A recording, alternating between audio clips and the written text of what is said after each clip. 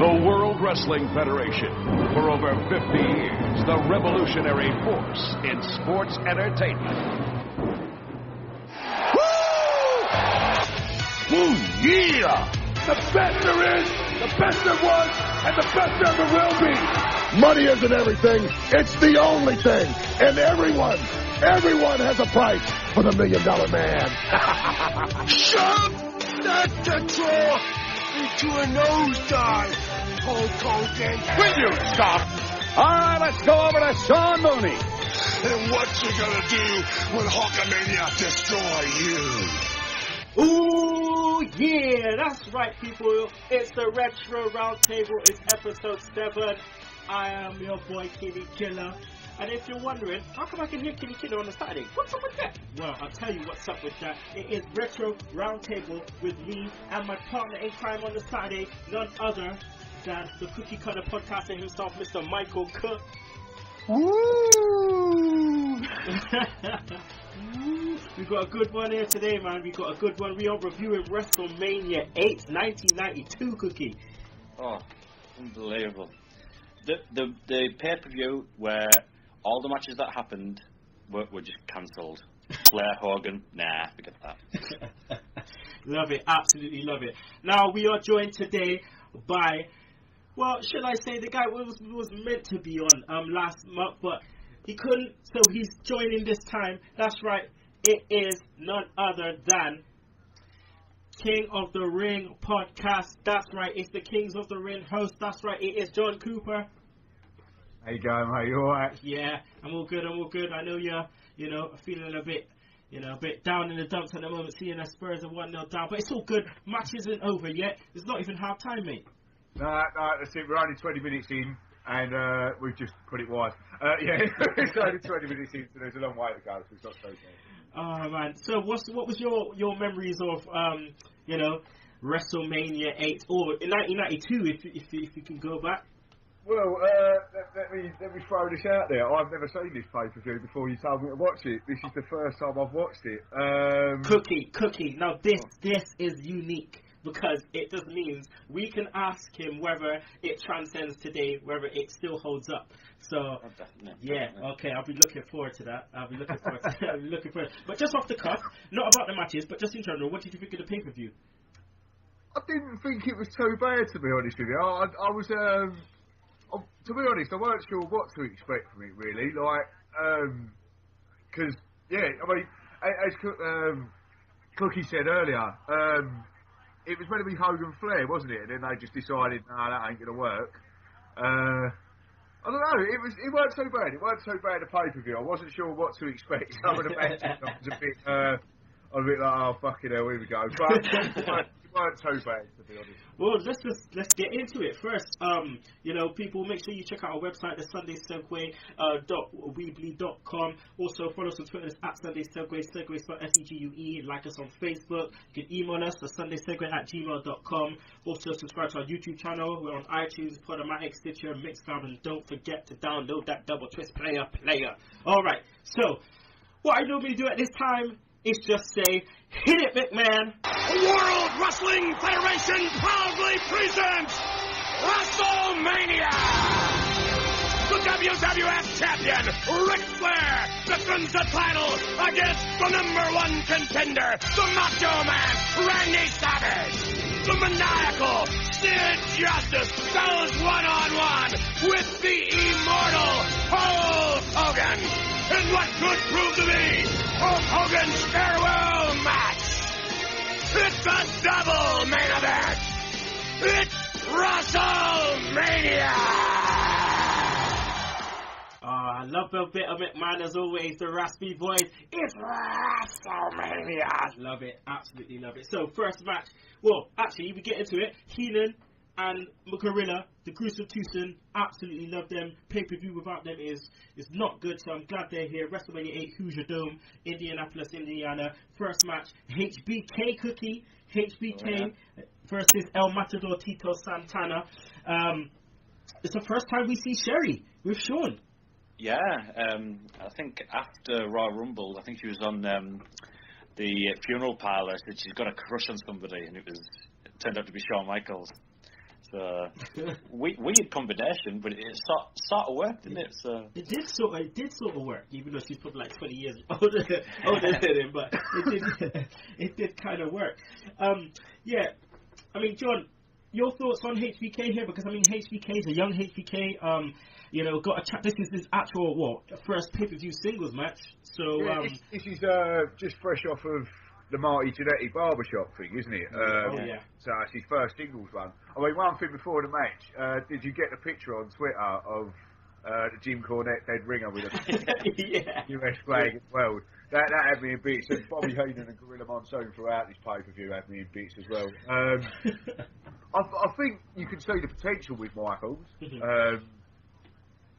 Very early on, like you can see this duo is basically, Sherry's been put with him to garner him heat and basically get him up to standards of being a top singles guy. It's an interesting act, definitely. As I say, I never saw this pay-per-view, and I completely forgot about Tito Santana as well. Yeah, well, this was his, this El Matador gimmick, which was, he's still the Ariba man, he's still Tito, but, he's starting to wind down here, as you see. Talking about, Sherry, again, she's done this for quite a lot of people, Ted DiBiase, Macho Man, Harlem Heat, which was the biggest shock to me when I found out. I had to go on YouTube and just look at all of the times they came up with Sherry, Sister Sherry. Oh yeah. Sister Sherry. Oh my God. But Cookie. I mean, the match itself, lots of rest holds to start off with. It's Tito personified, isn't it? Oh yeah. I mean, it was just loads of side headlocks by Tito, and which to start a pay-per-view in a slow style, and it didn't. I don't know. I don't think that worked really. I mean, Shawn Michaels is used to doing his high flying moves like Mania 7 against Barbarian and Haku, but it was just like a weird change to. But one thing I noticed about this match, there was a woman in the front row. Oh my God! Yes, screaming. Come on, Tito! You're getting what you deserve, Michaels. Shut up! It's your fault, Michaels. Really getting into it. I love it. I actually got down that on my notes because I knew you would pick that up as well. Like it was. I never knew it before, but it was really, really piercingly loud. Her voice was so shrill, like it was just piercing out. But John, there was a lot of great heel tactics here by HBK. A lot of great heel tactics which I loved, and the arrogance, I loved it as part of his character. It just made him shine through. He's a proper heel, isn't he? I mean, you were saying obviously at the beginning about comparing it with today's products. He's a proper heel. He's pulling out heel tactics. He's getting heat. That's what a heel does. And I like it. I like a cocky heel as it is, and I thought Michaels was doing a blinding job throughout this match. They kept zooming into Sherry, which sometimes is a good thing and sometimes is a bad thing. It's like... Yeah, definitely. Also, this goes back again before the match.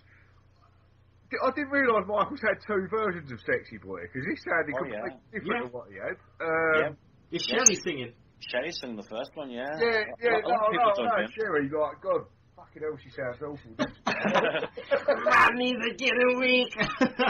But it's, I think Michaels, as I said, you can see potential in him at this point in his career, and he's doing a good job with heel heat. I mean, the one thing I noticed throughout this pay-per-view, the heels and the baby faces, I don't know if it was the error at the time, but you just accepted that you had to cheer a baby face and you accepted you had to cheer a heel no matter what. It didn't matter how good someone was. And Michaels looked good here, but he, as you say, you got the bird in the front row who's screaming. He's a heel, Right. That's what you want. That is what you want in a product. If you got a heel, you want it to be booed. If you got a baby face, you want it to be cheered. Except for Hogan at the last pay-per-view. True. He got the John Cena heat. Definitely.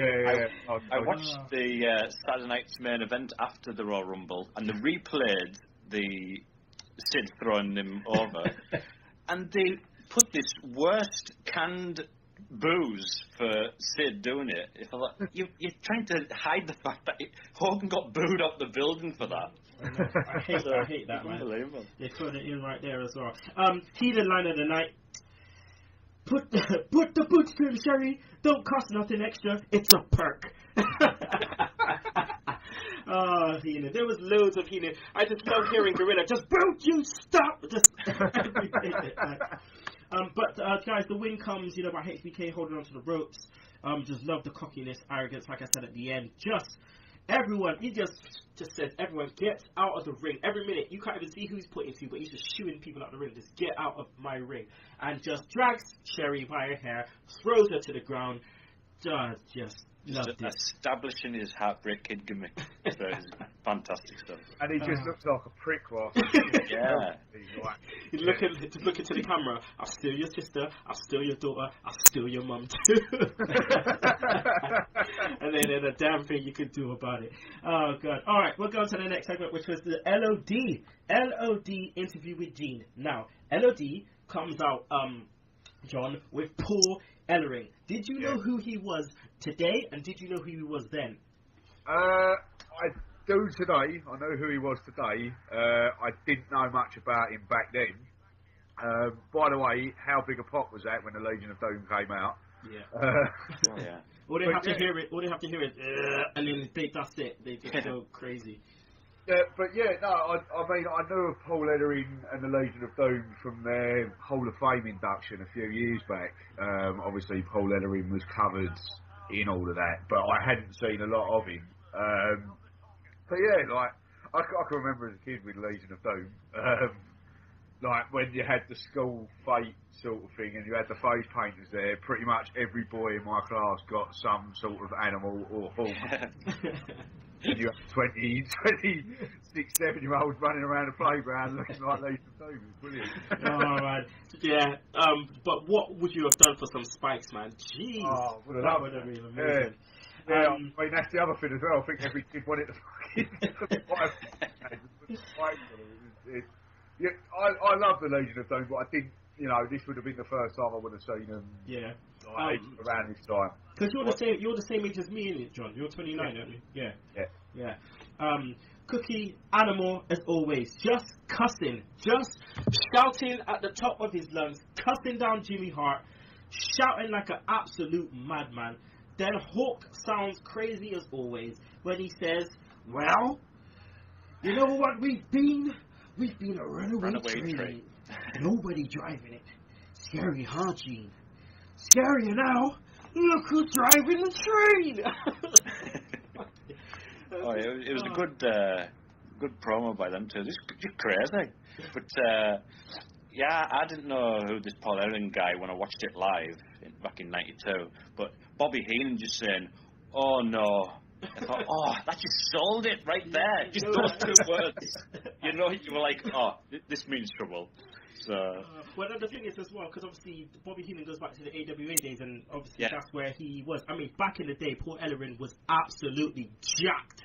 Like, this guy, if you could go back and see some, well, I know some of you got the network, so go back, Segheads, see some AWA shit, watch Paul Ellering. He is absolutely jacked for a manager, like, literally. And he used to go absolutely in on, heel managers and stuff. But, yeah, it was a bit... I mean, Cookie, did they really need him? Because they were already over, and then all of a sudden we got fucking Rocco. Yeah, I mean, I thought maybe for the older fans who maybe watched the NWA stuff or whatever, might have thought, Paul Ellering's with the group now, and this is going to be fantastic. But then to go to a bloody Chicago bloody thing and find Rocco the puppet, which was the worst thing ever for them. And I don't know who wrote that. That was awful.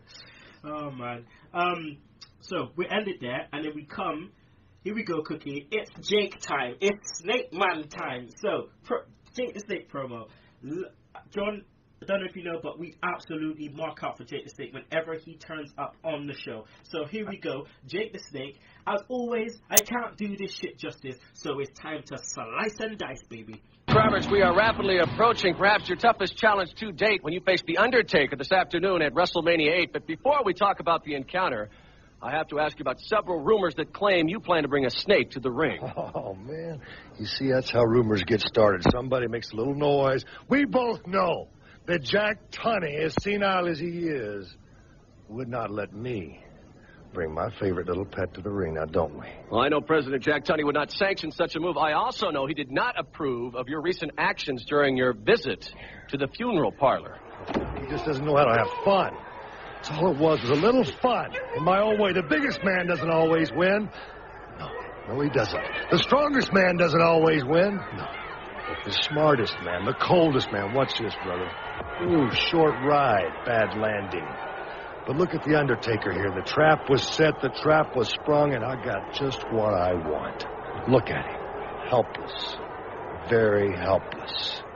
I'm going to take my time. Yeah, I can enjoy the things that I want to in life. And yes, I'm going to enjoy this. Check this out, man. I've played this over my mind 1,000,000 times. And don't think for a moment that I didn't enjoy this. Watch this. Boom! Huh? A little fun for me, none for you. The DDT's where it lays, big man. So what are you going to do when I hook it and get what I want from you? Well, Jake Roberts, it looked as though you hit the Undertaker with everything you had, but he just kept coming. Simple foreplay. When the time comes, I will hook the head and I will drive him through the mat. I will put the final nail in your own coffin. Trust me. There you go. Non-fucking scripted, Roman Reigns. You hear that? Non-fucking scripted, mate. Just an absolute mastermind. I can't... John, what the hell did you think about this when you see this? And now knowing that this shit he was doing this non-scripted. I think Jake the Snake Roberts, promo-wise, is one of them guys whose reputation holds out. Do you know what I mean? Like, because, for example, the next promo guy we'll probably end up talking about, I really don't rate. I don't rate Roddy Piper at all. I don't think he holds out. But Jake the Snake Roberts promos, fucking brilliant. They're really, really good. And unlike pretty much everyone in that era, there's not a lot of shouting and screaming. He's just intense. He looks at the camera. He says what he wants to say. And, yeah, really good promo. Really good promo. Cookie, you just see how amazing this guy is as he's calling the promo as he's watching the footage. He is calling this shit off the cuff. Yeah. When he's hitting him with the chain, he goes boom and all that stuff. Oh, that was the best bit when he's just like, watch this. Watch Boom! this. A little fun for me, none for you. And there's another bit as well which just goes, the biggest man doesn't always win, the strongest man doesn't always win, the smartest man, the coldest man. Now watch this. Short ride. Bad landing. It's amazing, man. So, Snake Man, this goes into Jake the Snake versus Undertaker. They showed us a little video package which was nice of the the funeral parlor when he shuts Taker's hands in the coffin. So yeah, here we get this match. Number 2 for the streak for the Taker. Yeah. I mean, Taker comes out. God, this guy, what a pop this guy got, John, when he came out. Jeez. Yeah, it's so weird watching Undertaker back in them days, to be honest with you, like with the grey gloves and walking slow and all of that stuff. But he was really over. Like I think from moment one when he came in, you could probably tell he was going to be something big. I don't know if at this point you would have thought there'd be a streak at the end of that would go on for another 20 years. But he was really over. And obviously you could see he's pretty green as well during this match. Yeah, it's funny because he's only just turned face at this point, mind. He's only just turned face. Because this match came about because Jake Roberts was waiting with a chair in the entranceway, wasn't he? Yeah, on Saturday night's main event. Yeah. That's it. And Taker took the chair away from him and turned face off it, didn't he? Which was weird because all the bad things they did together. Together. But it's like we didn't even really get any explanation. He's just like you know, not you weren't having it. But bearing in mind they were just, you know, at the bloody wedding, fucking Snake in the present, ready to take out Savage, and all of a sudden he's saving his ass. But nevertheless, you know, in this era, you know, they played the Mystic card so well with Taker. I mean, all credit goes to Mark Calloway, I mean, for taking it to such heights, man. 100%. But the match, you know, in all, was slow, you know, but it didn't really pick up until Jake hits his DDT cookie. Oh, yeah, I mean, I think the crowd went crazy when he did that, like. But it just seemed as though it was just Jake's... Well, we didn't know at the time, but this was Jake's last match for a while. Mm-hmm. And it was just get Undertaker over as quickly as possible, it seemed. Like, Heenan sells it well, man. He was just like, there you go, dum, dum, da, dum, dum, da, dum. Taker took 2 DDTs, John. 2 DDTs. Gets up, tombstones Jake on the outside, and it's over. Monsoon, Tombstone City! There's a lot of cities on this pay-per-view. Oh, yeah. Yeah, no, again, it was a bit of an unexpected, like, obviously I'd expect Tombstone to finish him, but it was just a bit random that he'd done it on the outside, threw him back in and pinned him. Like, it was just a bit of a weird ending. I did make a joke of it in my notes, and wrote, if Jake the Snake Roberts had bothered covering Undertaker, the streak may not have happened. Yeah. As he doesn't really attempt to pin him after either of them. But he just shuffles away, innit? It was a slow match, which, as you say, didn't pick up until the first DDT. But again, most of these matches, like, it's a different standard back then, isn't it? You can sort of see that there's a wrestling formula that they all use back there. And, yeah, you know, the match sort of lived up to it, really. Jake was in control for most of it. Got distracted. The weird thing, he got distracted by Paul Bearer, didn't he? And then, obviously, Taker Tombstone and pinned it. But you can see throughout this whole pay-per-view, for me, there's a formula throughout all of WWE's matches that you can really pick up on back then. Yeah, definitely. Heathen line of the match for me was, you know how Paul Bear got that earned? The old-fashioned way, he earned it. Oh man, I miss him so much. Massively. Oh, man. Do you know what? It's weird. At the time when I used to watch him, say on WCW and Nitro, I never really realised how good he was until you watched today. It sounds weird. You watch today's product and you put it up against Bobby Heenan, who is pretty much sitting around throughout most of it. It's so good. I really miss Bobby Heenan. Oh man, we got loads more Bobby Heenan to come, especially taking the piss out of the Hart family. That is my favourite when he's just too hard. Oh man, but streak continues 2-0. But I'm sad right about now, so we got to pour some liquor cookie for our fallen soldier, because right about now, this is it for Jake for a while on the Retro Roundtable. So, just got to pour some liquor for the homie. So yeah, we won't see Jake till 1996, so sad times. But we may see him when we start visiting WCW. Yeah. Spin the wheel, make a deal with Sting or something. Oh dear. The wrestling. All right. Let's go on next. The Piper and Hart promo. Now, John has said he don't like Piper's promo. I mean, we've said before, Cookie, as well, I'm not much of a fan of Piper's promos. He is a bit eccentric, and he does go off the cuff a bit. I mean, this was unique, you know, I mean, in itself, Cookie, for like having both wrestlers interviewed at the same time before they fight. So, obviously, I'm just going to slice and dice this in. In this Wrestlemania first. As a matter of fact, this is the first time these two men are meeting for the World Wrestling Federation Intercontinental title. Champion Rowdy Piper. Yeah! His opponent, a former IC champion himself, #1 contender, Bret the Hitman Hart. You know, gentlemen, we have arrived. We have arrived. You know, I gotta say, first of all, man, I gotta tell you how much I loves your family. I gotta tell you how much I loves your mom. I know you. I know this guy. guy since he's been knee-high to a grasshopper. I remember when they were changing your potty pads. I remember even when...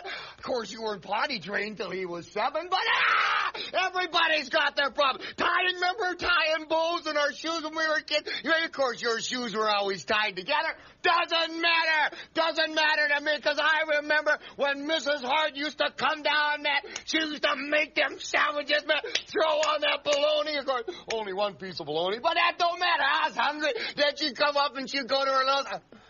What is this? Yourself. Oh, this is nice, huh?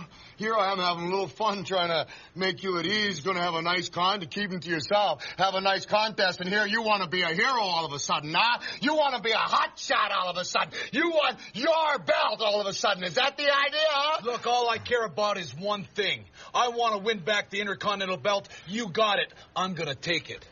You keep your hands to yourself. Let me help you out a little bit, buddy. We can settle arguing. Oh, yeah, you damn betcha we can. Why do it here when I can have 1 million people watch me rip your head off? Would have had you. No, you wouldn't have. Oh, thank you, gentlemen. Bye-bye. Bret Hart on his way to the ring. Bye-bye. This should be a classic, ladies and gentlemen. I don't think so. Roddy Piper defending against today. the challenger. Let's get back to ringside. She be mine. Please. So, Piper obviously carried the promo, but Hart was just like, he was just all about business, all about in the ring. He wants his belt back, sort of thing, yeah. But I loved Piper's, we tied our shoelaces. Well, you tied yours together, but that doesn't matter. No, that's I remember Miss Hart slapping that bologna. only one piece of bologna, but I was hungry. So, John, could you elaborate on what's your thoughts on, Piper's promo style? Do you know why what you don't like it? I didn't see a lot of Piper as a kid. And obviously, just the reputation that comes before him, he's one of the best promo guys to have ever been in the business, etc.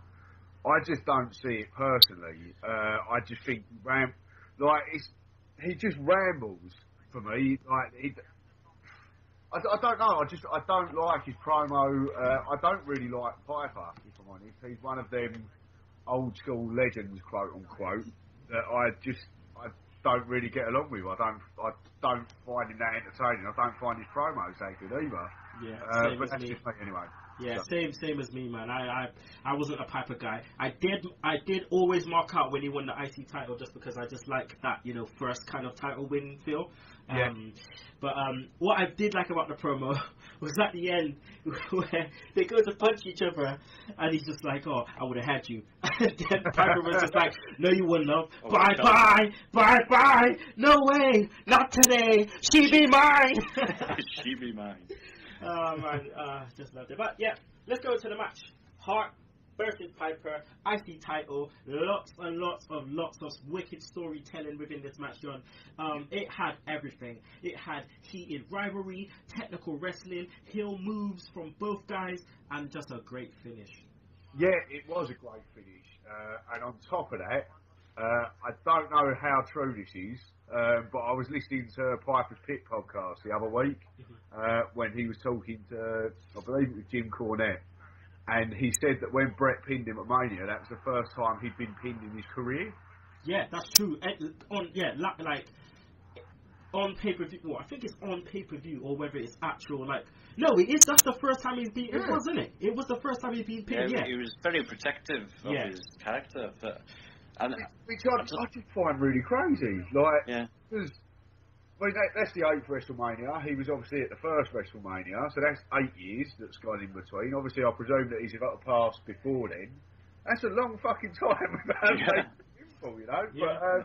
But I thought, I think, there was a couple of sloppy spots, but, nothing major. And I think the reputation of Bret being able to get the best out of most people he steps in the ring with was apparent here. 100%. And again, I didn't realise Bret bled in this match. It sounds weird. I wasn't expecting blood, and the blood that he had made him sympathetic, and it made his win that much better because it was like a bloody challenger overcomes it, outsmarts Piper essentially to win the title, and it was a big babyface moment for him.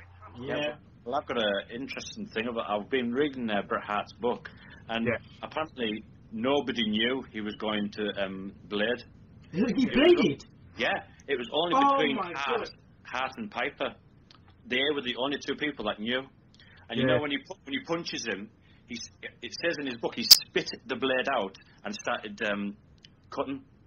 Really? Yeah. This is in his book they did. I read that book a few years ago. I mean, how far through are you? You read about the Austin Bret Hart match? I'm before Austin, but up to the WrestleMania. Right. Okay. All right. Well, I won't give it away, but there's a bit where he talks about that match as well, and Bret was a lot smarter than I think even I realised, to be honest with you. And the blood added to that match, and I think definitely. More to the point, I think around that era, it was kind of like the first PG era compared to the PG era we've got now. I just wasn't expecting blood. Blood. That's why I always thought blood was legit back then, and then even now I always thought anyone that bled back then, that shit's legit. Like, Vince had a no blood policy back then, so Hart and Piper Piper was apologising, like saying, "Oh, sorry, man." Yeah. So Vince thought it was real, but when Flair did it, and Hart says in the book there's cat scratches all over his head from past times he's done it. They didn't believe Ric Flair, so I think he got in trouble for that. Well, I mean, like we said, I mean, Piper's not your catch-as-catch-can wrestler, you know, but, Hart obviously, made him look £1 million. This was by far Piper's best match ever. Lots of rest holds to start the match, then the match kind of takes a turn when, Hart plays possum, and then they just slap the absolute shit out of each other. Like, literally, they just slap. There's a point where they're standing there, and then they go to do a lockup, and Piper just gets a quick slap in Hart's face. You can hear it so loud, and that's always stayed with me from when I was a kid. You can hear that slap so loud. Now, I wrote on my notes, right? Piper legit busts Hart's head open until you just said that he bladed, and I didn't even think that he bladed because I suppose the sympathetic part of it made me think, oh shit, like he actually popped him, and the punch looked so sick as well. But there was blood everywhere, man. It was like he had a crimson mask, everything. Hart, clearly showing here, Cookie, that he had main event potential at this time. Oh, definitely, and just Piper probably knew this, and that's why he let him be the only one to pin him.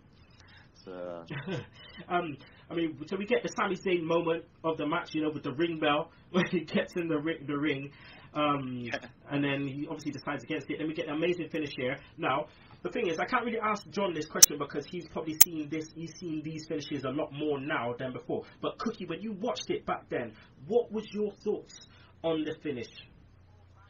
Well, I thought, surely Piper is the one on the offence here. How is he not kicking out of this now?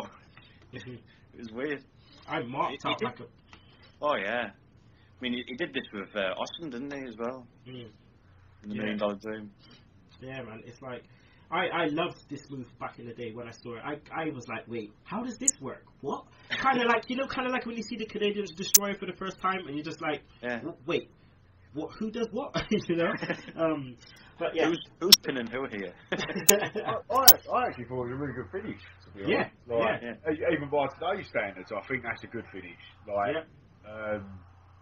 Because, you can always talk about, it'd be great for him to do the sharpshooter finish because that's his finish. But because of the blood and the story told, it was like a desperation finish. He was desperate to end the match and win his title back, and it was like a last gasp effort. And I didn't think it looked bad. I thought it was quite a good finish. Yeah, no, it was, and it's just like that last ditch. I got to pull out something else because we all know Piper's not going to submit. It's like you have to step it up, almost like Rollins did recently when he had to think, fuck, I got to do something different. Phoenix splash up in my back pocket kind of thing. All right, so we move on next to the actual debut of Lex Luger, the weird debut, not the official debut, the weird debut. So at this point, this guy looks jacked as fuck, Cookie. Oh shit. Well, he was making his debut for the very successful World Bodybuilding Federation. Oh my lord. I think he left in WCW in February, and he was in WWF in March. So. Yeah, I've read this book. Amazing book, by the way, guys. Amazing book. You need to read it. It's so in depth about the whole Liz thing as well. Oh man, like it's a really, really good book. Because I didn't realize he was paralyzed for ages. But in the book's really good. But yeah, Bobby Heenan's part in this is amazing because he plays it so well in terms of revving up this guy, playing the narcissist character, you know. But yeah, so he left WCW and used the WBF thing as a way in. WBF flopped, by the way, seconds, if you didn't know. And you probably do know because you haven't heard about it. Idea that was. It's not on the network. Yeah, just like the XFL. Oh, God. Yeah. What was first? XFL or that? That was first. It was on Sky Sports, WBF. Yeah, it was weird. I saw one episode and thought, as a kid, I thought, nah. This don't look correct. And they used to have little bits in the magazine, the WWF magazine as well. You used to see like these ripped guys. You're just like, what the hell, man? Gary Stridham and all this sort of stuff. Yeah. I can't believe I remember that name. John, what was your thoughts on your first look at Lex Luger? Yeah, one, exactly what you say, fucking far too big. Like, it's weird as that. Yeah, he just looks like a Dorito, doesn't he? Like, that's the best way to describe him. Just weird. It was just a really weird promo. Like, it was one of them, I watched it and I was a bit like, has that just happened at a WrestleMania? Like, it would be weird if I saw that on a fucking Raw or like whatever, but it's happened at the biggest show of the year. Yeah, just strange, Kinny, to be honest. Just like The Miz, they're just in equivalent to today, it'd be like The Miz down in a pint of milk and just being like, see you on main event. Like, you know, it's just a bit weird. But another weird part, let's just quickly talk about this. The Nasty Boys, Repo Man, The Mountie, right, versus Boss Man, Hacksaw Jim Duggan, Slaughter, and Virgil. Jobbers are us. Nothing else for them to do, so let's just bang them in, just like the Andre the Giant Memorial Battle Royal. Yeah, let's just bang them all in there and just, you know, let's make a tag team match, player. Holla, holla, holla. So, yeah, but in the promo before, Cookie, right, Virgil, right, he has a face protector, right, on his broken nose, and he decides to do some Roman Reigns style promo and says, my nose will be protected, but who in the hell will protect your noses? Fuck off, Virgil. Fuck off, Virgil. Fuck off. Plus, I'll tell you one thing. You owe me fucking $10, mate. It says WWF Superstar, not WWE Superstar. You bastard. I want my $10 back. Has anyone played your music there, mate? Nah, we saved that for the segue. We saved that for the Sunday. We saved that for Sunday. But yeah. I mean, from the first time watching this, John, yep. What was your thoughts on this little bit? I mean, you had the comedy guy running them down. I mean, what was your thoughts, man? What, the two promos with, like, the the promos and the match itself, and the guy at the beginning, who, I don't know who he was, just taking the piss out of the heel team. It's amazing that they managed to get a quote-unquote celebrity in that was worse than Pee Wee Herman. That's my first thought. Just a terrible fucking... Again, it's sort of like the back in the day promos. It just seems like they all ramble and just shout at the top of their lungs and don't really accomplish anything with what they're saying. The match, dog shit other than... Just dog shit other than Monsoon's accidental sexual innuendo when he turned around and went one too many hoes for Hacksaw. That's probably the most entertaining part of the match. That was funny. I read that tweet. Wasn't this Bobby Heenan's first ever Shawn Michaels has left the building as well? Yes, it was. Yeah. Who cares? Will you be quiet? Oh man, it was just wicked. But the best bit for me in this match was when the nose protector come off and Virgil got popped in the mouth. He was like, "Oh, my nose!" I love that. still want my $10, you bastard. All right, we're going to go to a bit of a break now, people, but we'll be back with the Flair promo, Flair Savage. We'll also be back with the natural disasters, Sid's craziness, Tatanka, the model, Money Inc., all of that. Hogan, Sid, all of it. And we'll also be back with the pay-per-view ratings, match of the pay-per-view, rest of the pay-per-view, and Cookie's top 5. So don't you miss it. The Sunday Segue Wrestling Podcast. Every Sunday, bringing you 100% news, 100% banter. We give you no less than 100% every week. Interviewing the best and up-and-coming wrestling talent there is in the world. Hi, this is Ring of Honor superstar Adam Cole. Hey guys, this is Justin Rosero from the Place to Be podcast. This is the People's Princess, Nadia Sapphire. Hi, this is Rob Shammerger. This is Shiloh Jones.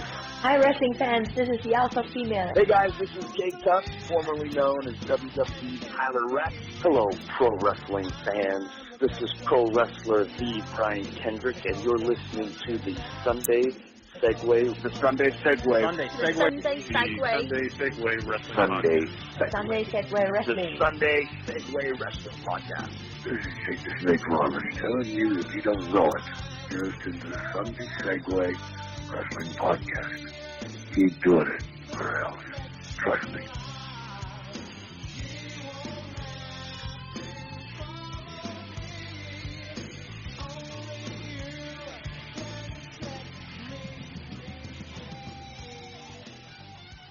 And we are back, people. It is the Retro Roundtable, episode 7, and we are reviewing WrestleMania 8, Indianapolis, Indiana. That's right, in the Hoosier Dome, 1992. It's your boy, Kinny Killa, right here.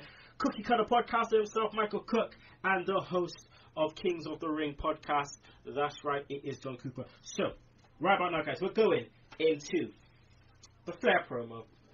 Fucking slicey this bad boy up. So, anyway, before I do that, this feud was amazing. What a feud. I mean, let's set this up, Cookie. Let's set this up. Right. Flair wins the title at Royal Rumble, as we did in the last episode. All right. Starts goading Savage, saying that, you know, he was with Liz first and started showing evidence by showing some Photoshop pictures of him and Liz together. The doctor documents. I've got the magazine that has these pictures in. Oh, unbelievable! But it really just showed that Flair thought Macho Man was an idiot because he said, "I knew Liz before you did," but the WrestleMania 4 is in Macho Man's video collection. So. and then even that, I mean, Savage. We thought Savage was insane and angry before. With Jake. But with this, after watching the Savage story, right, and knowing how protective he was of Liz, I wouldn't be surprised if this shit was legit. This guy was so angry.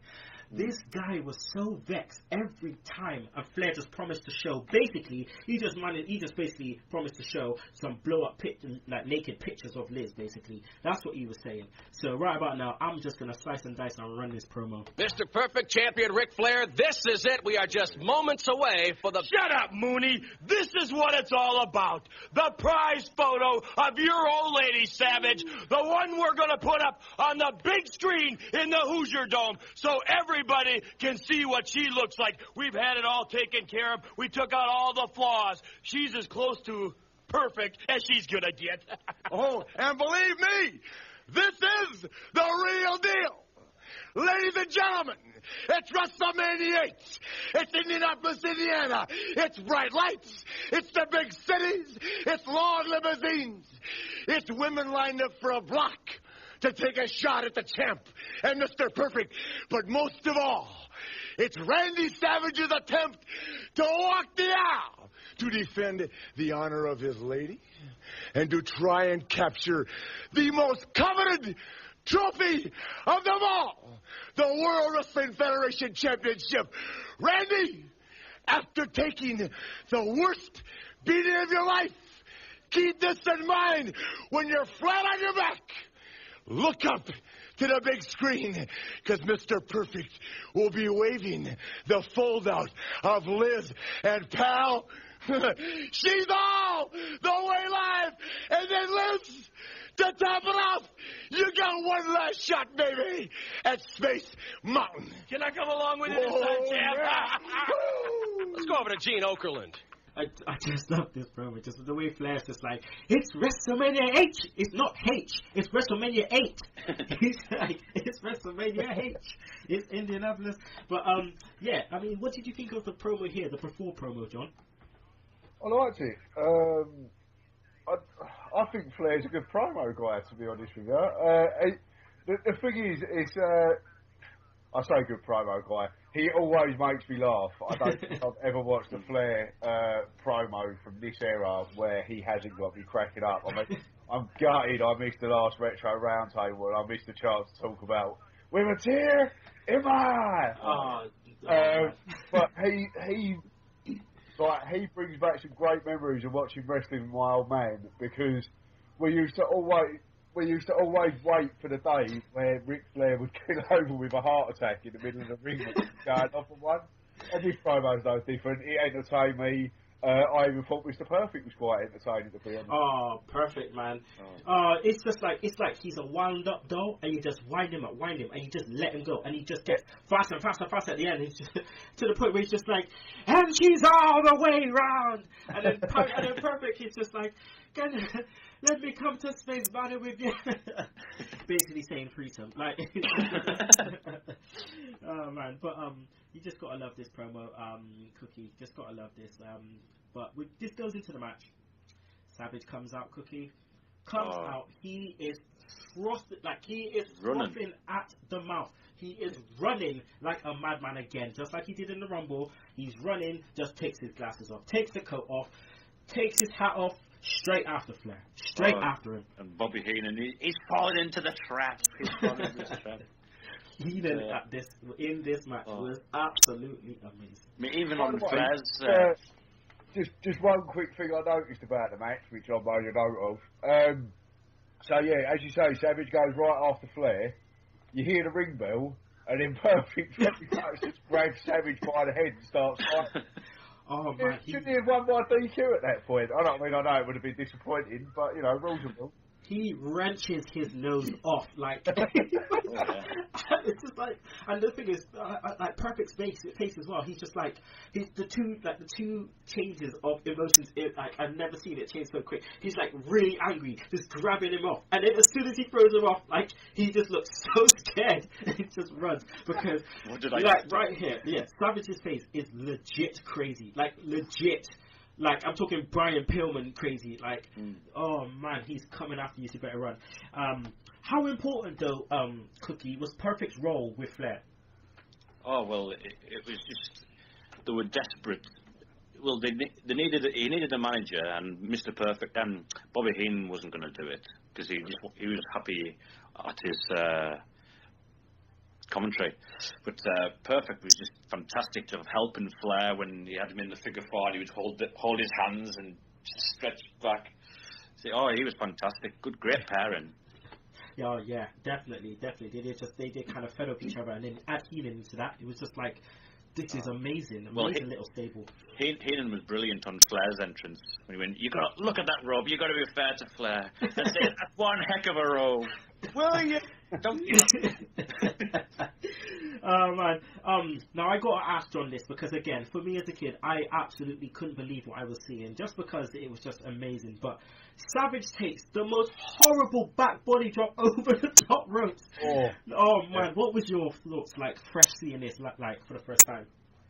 Just awkward, but just it looked painful. I mean, it was one of those matches, like, the majority of these two, wrestling-wise, I've seen is from WCW days, where they was clearly just earning a lot of money and didn't really give a fuck what they were doing in the ring as such. So again, I didn't have a lot of expectations for this match, but I thought it was really fucking good. I liked it. Fed off the storyline 100%. Flair was really good in the ring. I didn't realise how good Flair was in the ring at this point. That moment was a bit awkward. There was a couple of, again, throughout the night, there's a couple of awkward spots in most of the matches, but it doesn't take away from the quality. of that time anyway. And yeah, as you pointed out earlier, where Flair had the figure four in and you had Perfect leaning in and grabbing his hand, I fucking miss that stuff. I really do. There's no manager. The first pay-per-view I watched when I was actually on, I got Sky, was SummerSlam 94, so if you get to that, make sure you call me up. Oh, definitely. And I could just remember Michaels doing the same with Diesel when he had Razor Ramon in a move. And I just like watching that because it's just all good heel heat. And throughout this match, Flair and Perfect's heel heat is brilliant.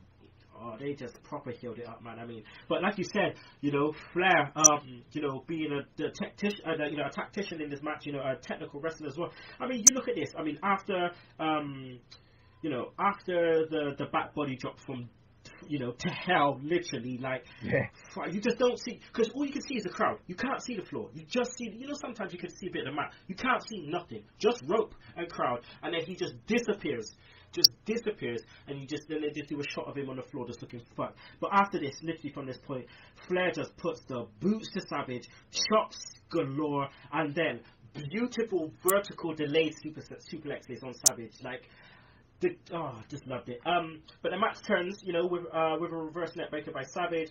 Flair blades, right, after hitting the guardrail.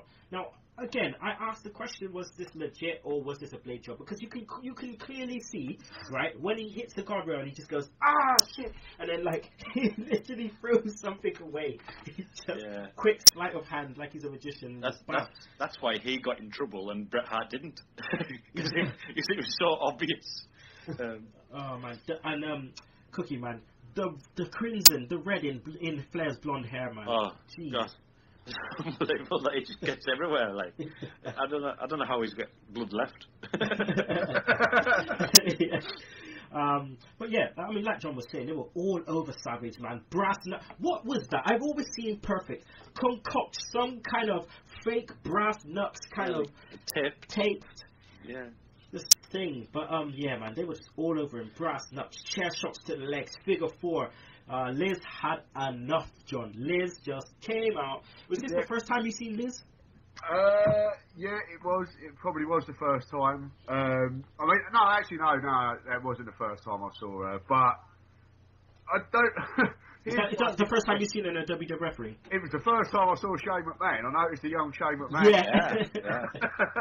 Here comes the money. And was it Dave Hebner? Was he? Yeah, and his suit and trainers. Yeah. Yeah, just some of the really old agents that used to come out, as opposed to like your Fit Finleys and Dean Malenko's and stuff. just your big weak suits that used to come out. But yeah, the only thing that confused me is I didn't understand why they was trying to stop her, because again, it's the first time I've covered it. And I thought, well, you know, you've had Perfect out there throughout the match doing everything that he can to fucking hurt Savage. I don't understand what the problem with Miss Elizabeth. I don't think she was going to come out and do a hurricane or anything. You know, it's not like Lita coming out to help the fucking Hardy Boys. I think it may be one or two things. I mean, from the snake bite, from them, they were always stopping her from coming out. From the snake bite, everyone, all of them just stopped her from coming out. And plus, like they said, Savage was always protective. Like, you know, he just... Yeah, you just need to watch that Savage story, man, because you learn a lot. But it's just they stopped her. But finish comes when Flair tries to go for another punch, you know, after damaging Savage's leg. Savage reverses, roll up, he gets the fucking trunk. A handful of tights. Gets the 1, 2, 3. John, man, how about the ending, bro? What about the ending? All hell breaks loose before his theme song even gets played. Yeah. What about me? Yeah. Huh? Me? I mean, Bobby Heenan's reaction when the 3 count happens is brilliant. A bit anticlimactic, I'd say, for the first time I watched it, with the way the finish happened. And yeah, as you say, all hell breaking loose after. And I presume Raw wasn't about in these days, was it? So I suppose that they had to have that match on earlier for the after match stuff to happen as well. Is that? I mean, as I say, first time of watching, I just wondered why they needed that after the title match. Yeah.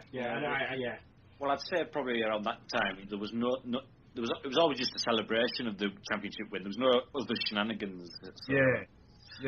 But I mean, it was.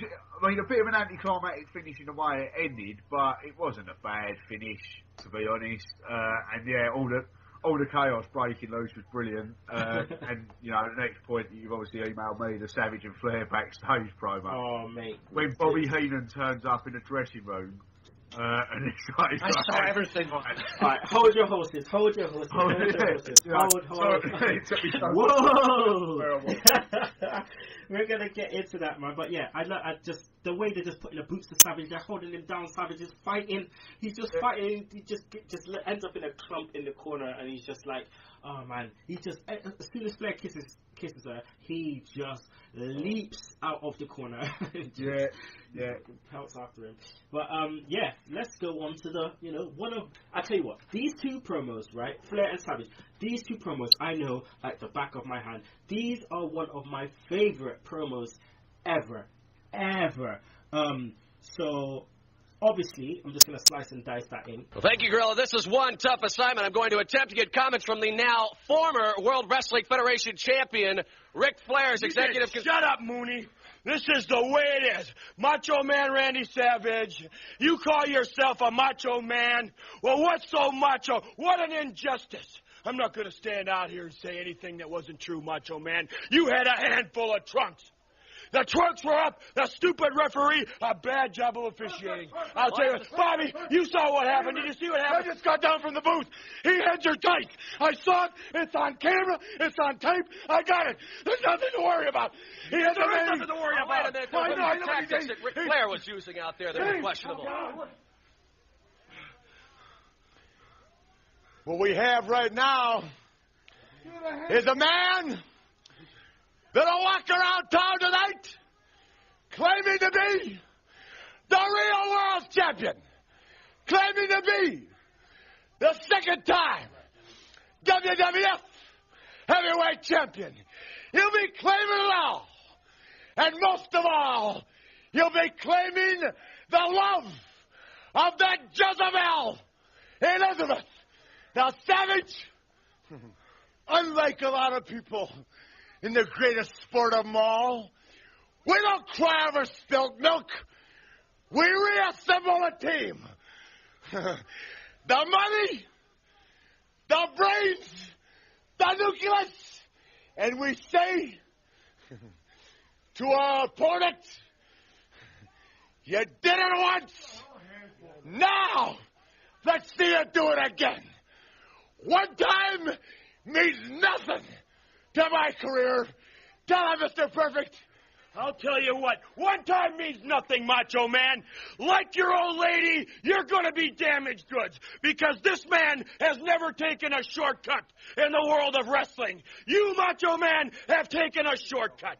You had a handful of tights. We were out there, we were wrestling. This man was the greatest World Wrestling Federation champion of all time. Here it comes. Let everybody have a good long look at it because they're all going to see how the handful of tights. Here it comes. Watch, Mooney, you get a good look. Look at that handful of tights. That's a champion. He cheated. He doesn't deserve to have the title. Like his old lady, a cheater. Well, the way it stands right now, there is a new champion in the WWF. Right now, we regroup together. Where I go, Perfect goes. It's all monitored by Eden. And like I said before, Savage, might not be tomorrow. It might be the day after. But I'm going to beat you, and I'm going to beat you bad. And every time I see your old lady, I'm going to kiss her on those moist, wet lips. Woo! Baby champ! Well, as you know, this is not a very safe place to be. I'm out of here. Let's go over to Mean Gene Okerlund. Flair and Perfect go ape shit.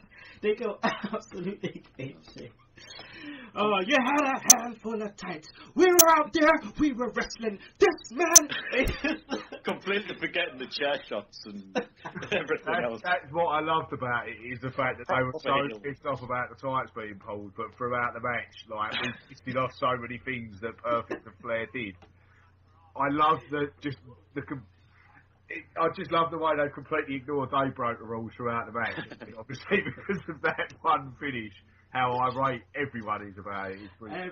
Everyone is angry. Everyone is angry. And it's just the fact, fucking Heenan takes it out on the phone, goddammit. He takes it out on the phone.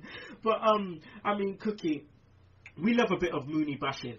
Shut up, Mooney! Just every time. You're getting destroyed. But it's just the way Flair just goes, let's get this clear right now. Right goes, perfect goes. It's all minded by Heenan and Savage.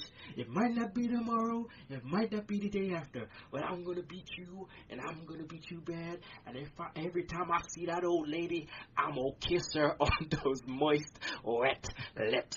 Woo! I just love it. And it's just the blood and everything, the imagery, and just Mooney's facial expressions are amazing. He's just standing there, just looking flabbergasted that these guys, all three of these guys, are going crazy. Flair's called, what's his name? Perfect's calling Liz a cheater. It just goes crazy. And then Savage slice and dice this.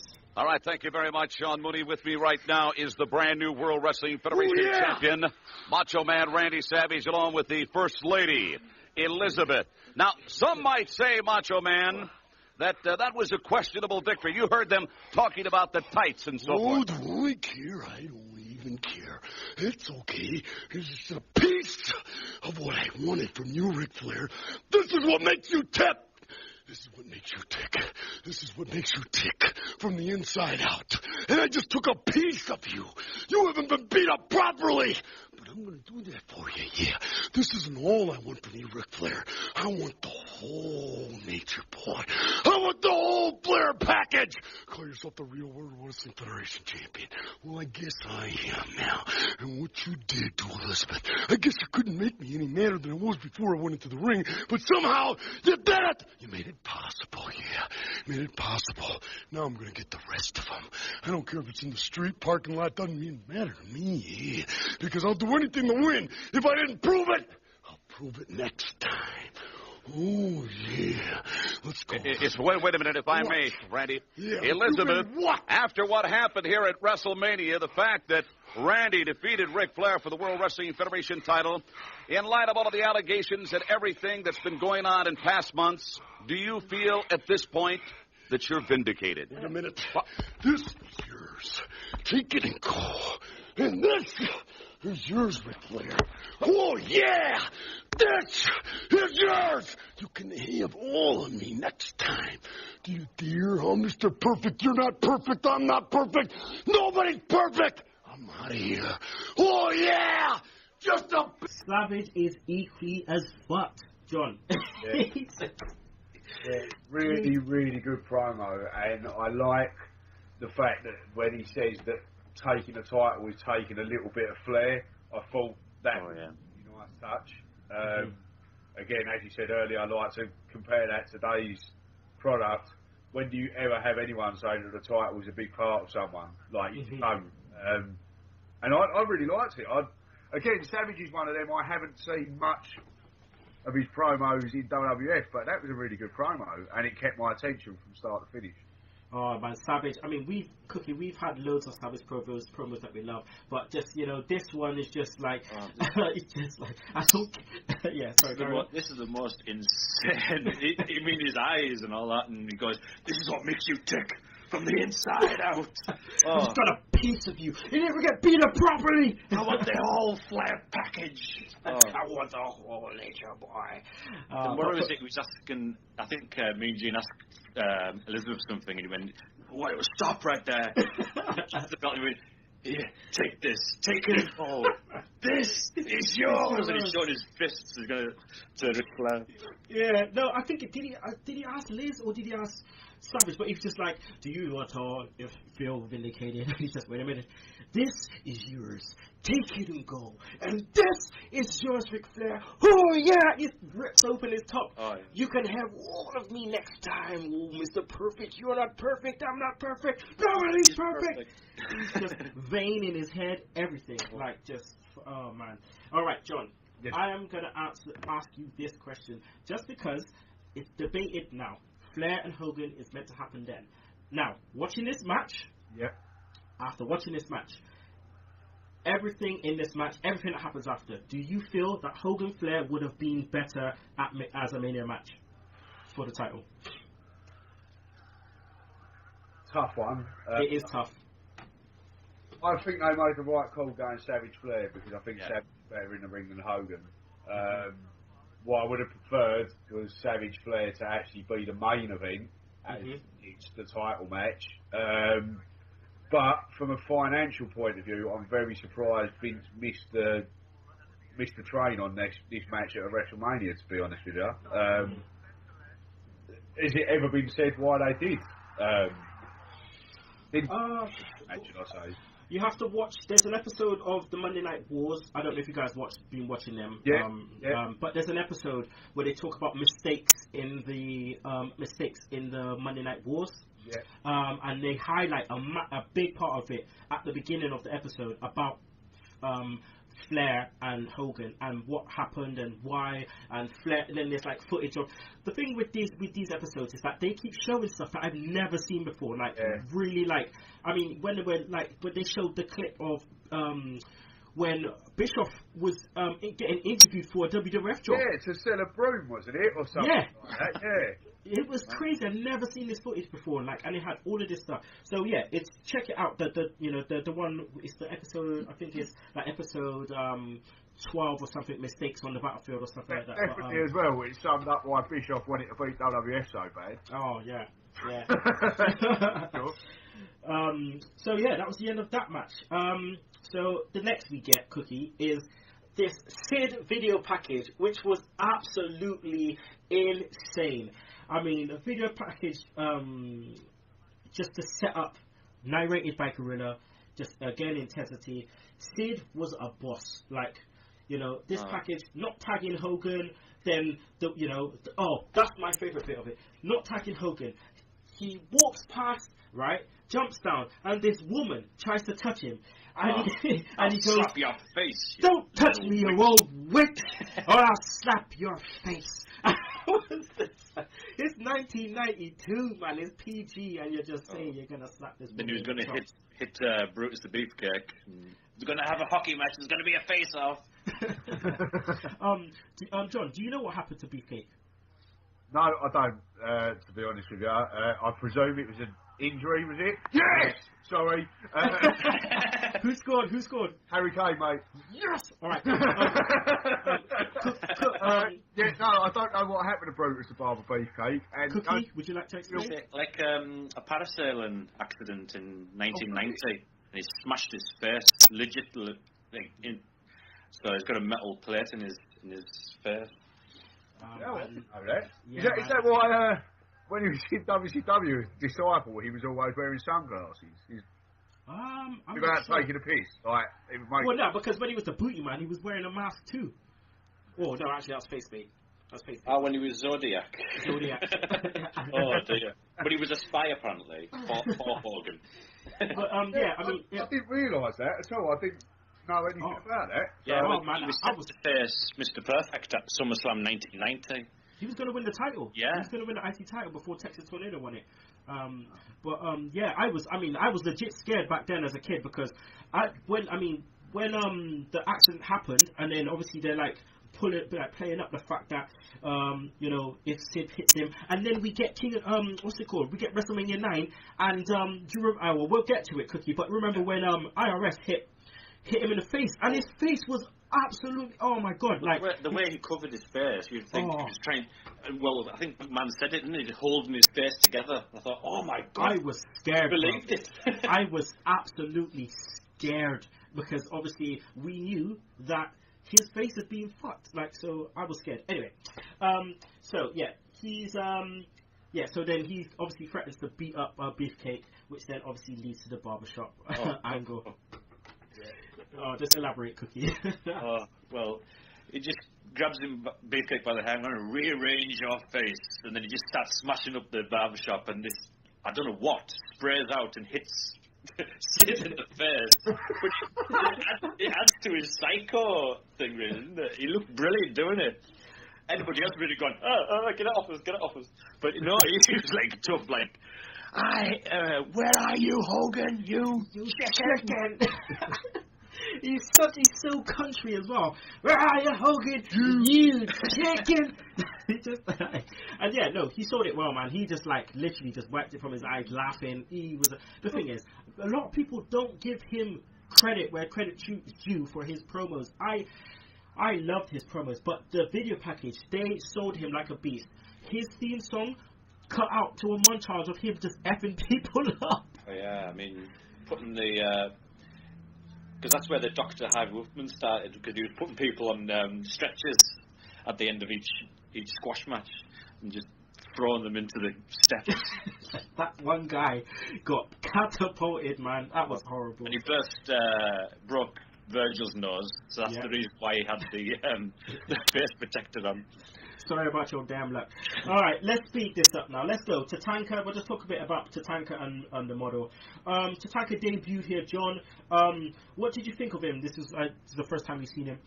Well, yeah, it would have been the first, the earliest memory of seeing Tatanka, but I used to really like Tatanka. In fact, he was, when I was talking about SummerSlam 94, his heel turn is the first heel turn I've ever sat there and watched. Oh, nice. So he's got a bit of a soft spot for me. But I thought he was okay.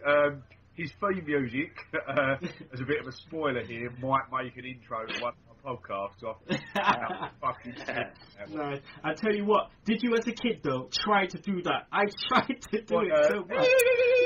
I tried to do it so much. I tried all the time, but coughed. It's hard. I didn't think he was too bad. I thought he was quite good. It's probably as well one of the early memories of Rick the Model Martel as well, who I think is quite a good character actually.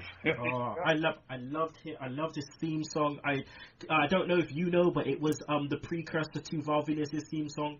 Ah, okay. If you listen to Val Venus and them together, you'll see the notes. It's just changed the key. That's Jim Johnston at his best. It just changed the key. But I love the model, especially in the feud we talked about in our previous episode, Wrestlemania 7 with Jake the Snake. Blindfold match. Have you ever seen that, John? What's that? Martel versus Jake. Snake? Blindfold match. I vaguely remember it. WrestleMania 7. I would have watched it when I was a kid. It would have been a long time ago. But I can remember him having a blindfold, mate. But Heenan used to rip Tatanka so much. I mean, like my Heenan line of the match was, "You ever say hello to Tatanka?" He says, "Hey, how are ya? Hey, how are ya?" Yeah, that was brilliant. I did make a note of that. I completely forgot about that. Oh, brilliant. Did you make any other notes? Any other notes, guys? Well, I just noticed Bobby Heenan when he came back from the dressing room and he was just saying, "We're going to regroup as a team, and you're not going to make me upset. You're not going to make me upset." And you shut up. And he's just like, somebody give us a water. Put him up. And then after that we get Money Inc. versus Natural Disasters. Oh, sorry, Tatanka won, by the way. Tomahawk chop. But we got Money Inc. Versus Natural Disasters. Won't go through the promos. They're just Natural Disasters, always angry at Jimmy Hart. Always. Jimmy Hart screws them so much, all the time. Bad manager, just screws them every minute. He's still the Natural Disasters #1 contenderships to Money Inc. Proper manager. You don't get managers now in wrestling. He sold the shot. Oh man. What was your thoughts as Money Inc. as a team though, Cookie? Oh, I thought they were brilliant. I liked them too. But they beat Legion of Doom in a house show, which was weird. I thought that should have happened at Mania, surely. I love that team, Money Inc. The match was what you thought it probably was, just a shit filler match. Yeah. But 2 count-out win for Money Inc. at Bloody Mania, plus 2 count-out wins in a row for Natural Disasters. Oh god. I love that Ted DiBiase just turned around and went, "Oh, we don't need this," as they walked off. And you heard it. I thought, oh, brilliant, love it. I loved Ted DiBiase as a kid, and I loved $1 million corporation as well. Oh yeah, loved it. Come on, Mustafa. Yeah. But King Kong Bundy, we will get to that. All of it. We'll get to it. We'll be hitting the light era of WWF, which started to be a bit of a problem, but it was the years I remember fondly. Yeah. Owen Hart quickly versus Skinner, Alligator Man, quick match. Owen does a backflip into the ring, and Skinner just spits in his face. Unnecessary. I feel sick just thinking about it. Because when you see him spin around after it's happened, it's all over his chin and all. Oh man, it's just everything all over his face. No Anvil, Cookie. No, he fired around this time, I think. So, WCW bound. Yeah. Like, he tried to do the Bret Hart and, like, sign the WCW sign in the camera, but they just shut the door on him. They shut the door on him so they could see him do it. So, he's just, out the door. Out you go. WCW bound. Skin the Cat. Victory roll. 1, 2, 3. Bob's your uncle. Then, we go into the main event. Sid promo with Gene. Oh, my... It's the immortal Hulk Hogan against this man, my guest, Sid Justice. Now, this matchup this afternoon, I expect is going to be a barn burner. No! Shut up, you fat, bald-headed little oaf! Days. Shut up, you fat, bald-headed little oaf. Shut up. Just loved it. He went in on Gene. He went in. Just shut up, you fat, bald-headed little oaf. And Sid, doing his normal... He's just doing his normal, I am the ruler and master, because I am the ring, and I am the ruler. He just talk quiet, talk loud, talk quiet, talk loud. You genuinely thought this is definitely going to be Hogan's last match because of Sid. He wasn't going to retire. Sid was going to finish him. He didn't say it's going to be his last match. No, I guarantee it's going to be his last match. But I just love Sid promos just because he is country as hell. I curse you. I curse you. He's just proper. But just so intense, John. They showed Vince licking Hulkamania ass. And then we just come back, with Gene. And Sid says, Shut up! I don't care! I don't give a damn about the memories of Hulk Hogan. The only thing they'll remember is that Sid Justice is the man that ended Hulkamania. Now you, Hogan, I curse you. I curse you and every Hulkamaniac. Because I rule the world. I don't care. I don't give a damn about the memories of Hulkamania. And back then, I swear down, fans were literally popping like crazy, but they didn't want to put that audio in now, did they, John? Nah, definitely not. I really like Sid. I've always really liked Sid as well. I can remember, again, he's another fond memory of walking around, like, if I beat a mate on, like, the really, really old FIFAs, I'd turn around and give it the old, I'm the master. But yeah, Sid's character, fuck me, I didn't realise how big Sid was. I don't know if it's because I haven't seen him for years, but he's a unit. And as you say, throughout that match and from the build of which this is going to be Hogan's last match, they built Sid to look like someone who was just going to end him. I mean, just by beating up jobbers each week, it added to him just destroying people. And I thought, he's going to do this to Hogan, isn't he? So they did the Rusev. They stepped it up a little bit. Out comes Virgil. Oh yeah. But yeah, we start the match. Gorilla, favorite line. I'll never forget this. I will never ever. This will stay with me forever. Harvey Whippleman comes out. Harvey Whippleman, and he says what he's got to say. Enter Sid Justice. I am the master, and his name is, and he says Sid Justice. Here comes Gorilla. Straight jacket material. I would never forget that line. It's just so funny. I just crack up every time. Straight jacket material. This is probably where I think Monsoon created that Psycho Sid. Yep. First ever time. He mentions it, doesn't he, in his entrance? Yeah. First ever time. But yeah, Sid was over, and obviously they tried to downplay it real hard. We get the first mention of the Cycle Sid, like you said. We get Hogan talking shit, taking out Sid from the start. And then, John, from what we normally get in this Hogan match is the test of strength. Yeah. I mean, Hogan's one of these, I'll go publicly and say this, I can't fucking stand Hogan, and I can't understand why he's so loved and adored massively. I think the bloke's a pillock. And yeah, his matches, I've never been a major fan of Hogan's matches. I think the only two good ones I've seen was the Ultimate Warrior one, which might have just been a test of the time, to be honest. Like, I saw that as a kid.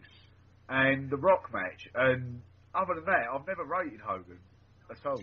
Yeah, I mean, the more as we do these episodes, the more and more I keep seeing heel shit by Hogan. Yeah. Like, I keep telling Cookie, like, more heel stuff. Rake in the eyes, powder in the face, hit by a chair. Like, it's just like so much stuff, and he gets away with it. Test of strength. Sid wins. Then a one-handed chokeslam, Cookie. Oh, this Sid guy. He was... I thought he was so much of a monster... Probably one of the biggest monster heels Hogan's faced. Well, that's how they built it up to be. And so, he didn't last much longer after this, did he? Version of Brock Lesnar, wasn't he? I can imagine Paul Heyman with this guy, Sid. Oh. Oh, man, yeah. That'd be crazy. John, both guys kick out of finishers, which was rare in the 90s. Really rare. Really wasn't expecting it either.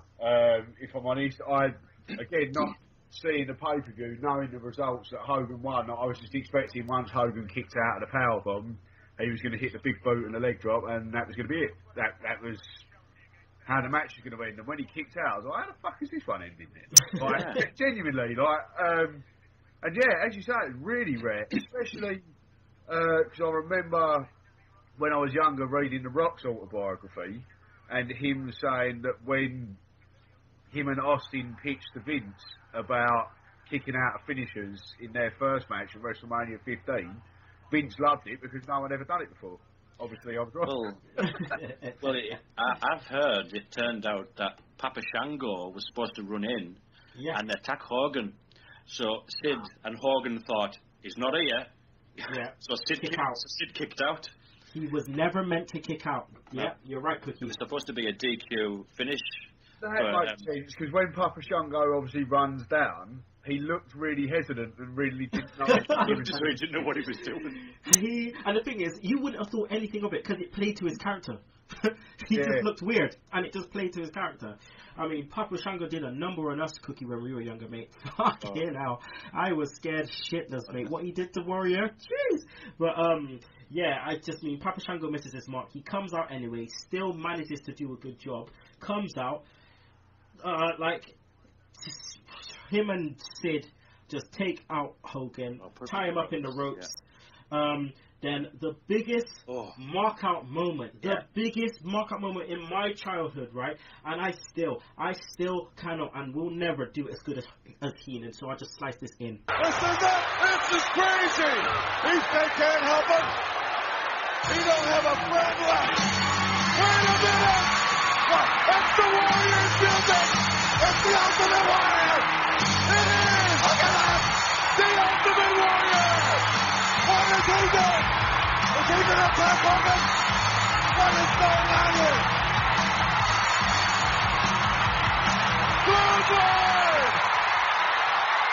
Clothesline! That's the Ultimate Warrior! Here's the Warrior! Look at him! He comes pelting down. I swear, right? Anytime I watch this, I have to keep rewinding. Rewinding. Because Gorilla just goes, Heenan goes, he doesn't have a friend left. And then you just hear, doom. That's and I remember, music. Yeah, I remember as a kid just thinking, wait, what? I swear I could have cried, mate. I was like, how big was that? Flipped. How big was that pop as well when his music hit? Like, that was fucking phenomenal. Like, oh man. I missed a lot of Ultimate Warrior stuff as a kid, but I always knew who Ultimate Warrior was. And that was such a big moment to finish off WrestleMania. What I didn't like, though, was him doing Hogan poses at the end. Oh, that was awkward. He didn't know. He looked as though he didn't know what to do. Yeah. When he did that thing to the ear, he was just moving his arm up and down. And then, you know, I love me some pyro. I always fast forward to the pyro. I just love I'm a pyro junkie. But, yeah, I mean, it just, at this moment, for me as a kid, was weird because I was like, wait, is that Warrior? Because, again, the fans, they were hesitant because the pop got louder as he reached the ring, because you see the fans around the ring were going apeshit. Because before, when he started running, people were like, wait a minute, I know the music, but it looks like Texas Tornado. They just didn't know, because he had, you know, his muscles had gone down, his hair was different, his hair was like a 90s women's haircut. It was weird, like people thought it wasn't him. Yeah, they thought he was dead. Say that, as a kid, I remember people at school saying the original Ultimate Warrior had died and that there was a fake Ultimate Warrior for years. Like, I always presumed there were two Ultimate Warriors until we got inducted into Hall of Fame last year. That's how little I knew about it. Mate, people still think that now. There's people that still think that. I mean, that rumor reached Bristol as well, mate. So really, Bristol. Of course, it reached Bristol as well. I was like, I thought he was dead. That was going round. Yeah. So yeah. All right, lads. Well, I mean, Warrior returns, DQ win for Hogan at WrestleMania. Now, Cookie, should Flair and Savage been last? Well, I would have preferred it because I was more into Savage getting the belt back than I would have Hogan, because I wasn't really at that time a Hogan fan. I was Macho Man all the way. I was Macho Man Mark, so that should have ended. But building it as Hogan's last match, maybe that was a good way to go as well. But I don't know. But can you imagine the Warrior surprise in the middle of the pay-per-view? It's a tough one, isn't it? Yeah. You say that, Cookie, but the match that Savage and Flair followed was that Nasty Boys and the Hacksaw Jim Duggan one. Mm. If you had done the Ultimate Warrior comeback in the middle, it probably would have picked fans back up again for the rest of the match. That's true. I'm an avid believer of a title match should finish a pay-per-view, especially at WrestleMania.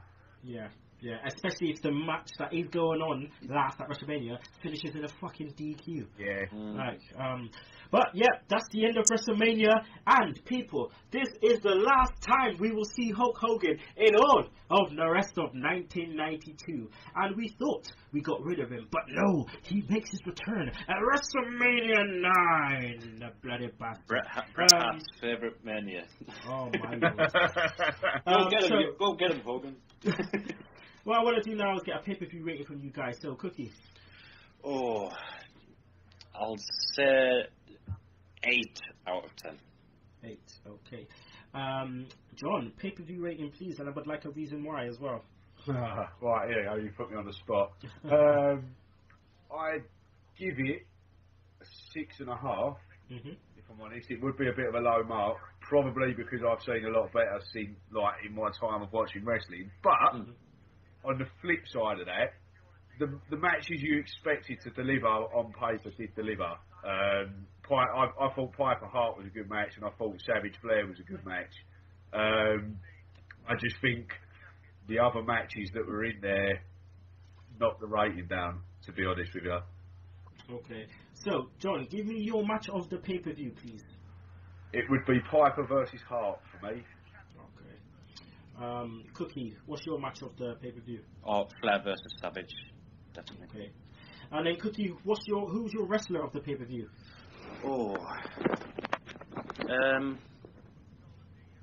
I'll have to go Macho Man. Man. Because he's my favourite of all time.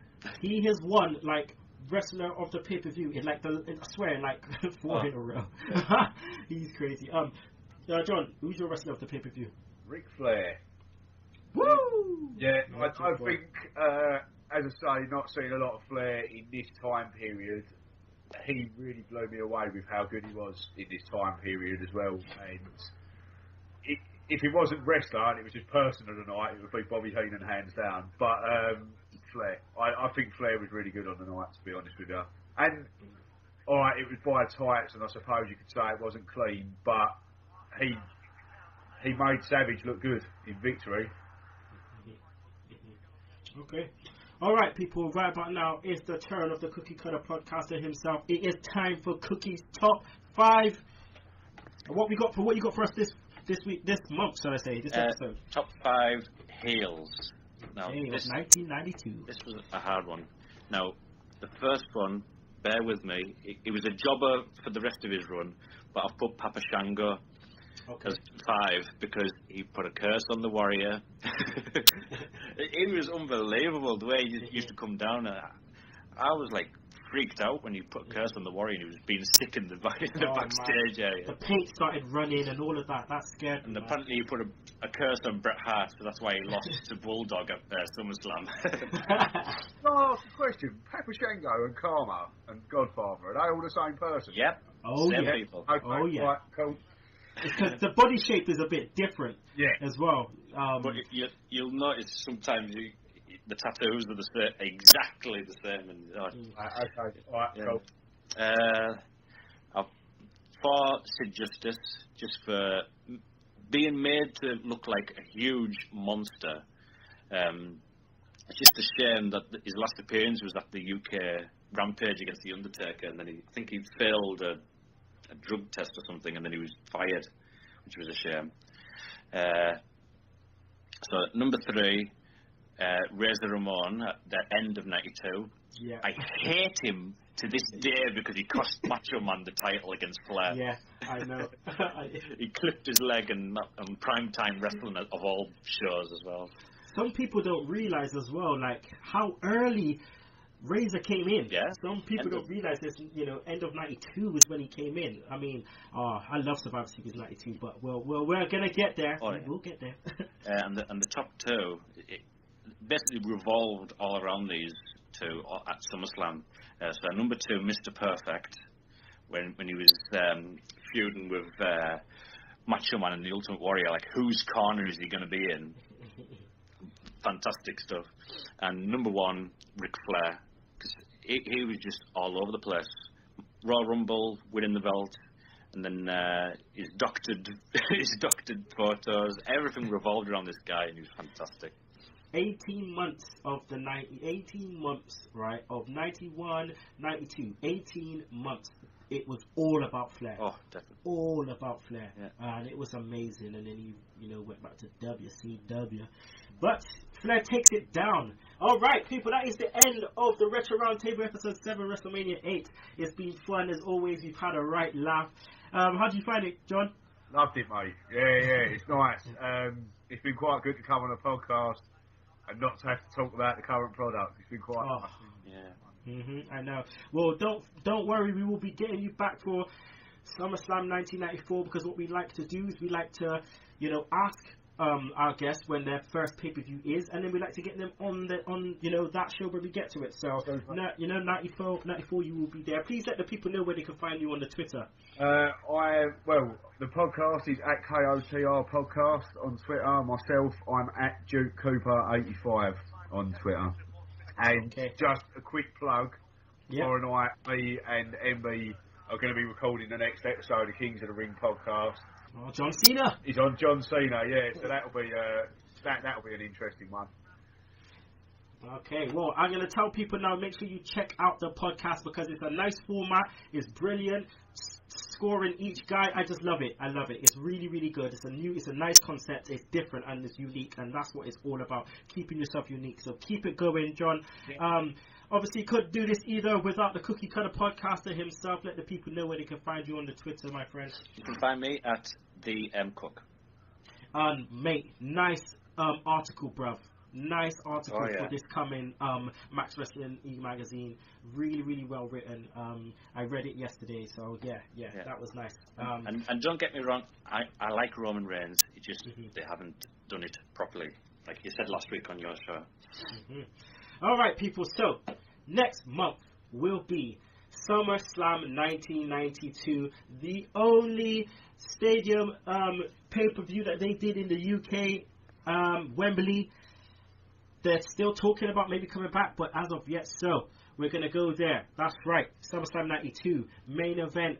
Main event, they said for the title match anyway, was Warrior against Savage, but the actual main event, Bret Hart against British Bulldog for the IC title. Shades of New Japan Pro Wrestling, IC title, main event in the show. So, so make sure you come check that out. We're not sure who the guest is going to be, but I'm sure it's going to be a cracking guest. So make sure you check us out, brother.